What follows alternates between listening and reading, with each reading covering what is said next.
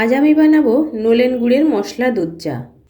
সমস্ত উপকরণগুলো আমি এখানে গুছিয়ে নিয়েছি গরুর দুধ, নলেন গুড়, নিয়েছি চা পাতি, গোটা গরম মশলা, তেজপাতা, গুঁড়ো দুধ আর নিয়েছি আদা। গোটা গরম মশলা আর আদাটা আমি থেতো করে নেব। প্রথমে গোটা গরম মশলাটা থেতো করে নেব।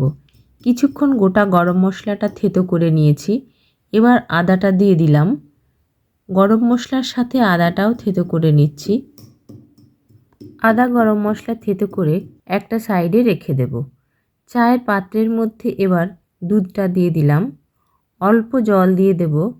গ্যাসটাকে মিডিয়াম ফ্লেমে রেখে দুধটা এবার জাল করে নেব। দুধটা অল্প গরম হয়ে এলে গুঁড়ো দুধটা দিয়ে দেব। চামচ দিয়ে এবার গুঁড়ো দুধটা ভালো করে মিশিয়ে নেব। 3 থেকে 4 মিনিট দুধটা জাল হতে দেব। 3-4 মিনিট পর তেজপাতা দুটো দিয়ে দিলাম। এবার টেস্ট অনুযায়ী নলেন গুড়টা দিয়ে দেব। 1-1.5 মিনিট মতো জাল করে নিয়ে থেতো করে রাখা আদা গরম মশলাটা দিয়ে দেব। 30 থেকে 40 সেকেন্ড ফুটিয়ে নিয়ে এবার চাটা দিয়ে দিলাম। মিডিয়াম ফ্লেমে 2 থেকে 3 মিনিট ফুটিয়ে নিয়েই নলেন গুড়ের মশলা দুধ চা একদম তৈরি।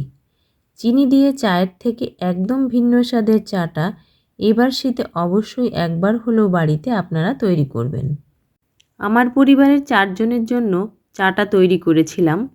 নলেন গুড়ের চায়ের সাথে আজকের সন্ধ্যাবেলাটা ভীষণ ভালো কাটলো। এখানে আর একটা কথা বলি, আমাদের মাছদেয়া কিন্তু নলেন গুড়ের জন্য বিখ্যাত।